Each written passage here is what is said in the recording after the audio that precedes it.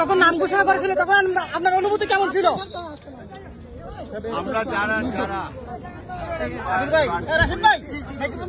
আমাদের সকলের মধ্যে একটা বিশ্বাস ছিল আমাদের দলের প্রধান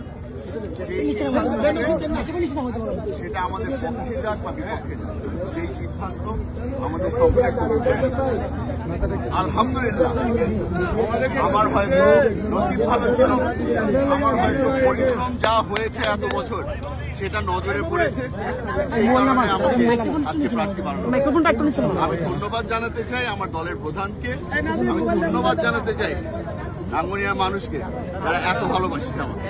ইনশাআল্লাহ আজকে এই প্রচারণা শুরু হওয়ার আগে আমাদের প্রথম দায়িত্ব হচ্ছে জিয়াউর রহমান সাহেবের মাজারটা আছে রাঙ্গুনিয়াতে, ওখানে গিয়ে আমরা আগে জিয়ারত করব, তারপরে আমরা রাজনীতি শুরু করব। এবং তরুণদের জন্য আপনার কোনো বক্তব্য আছে কিনা বা আছে কিনা?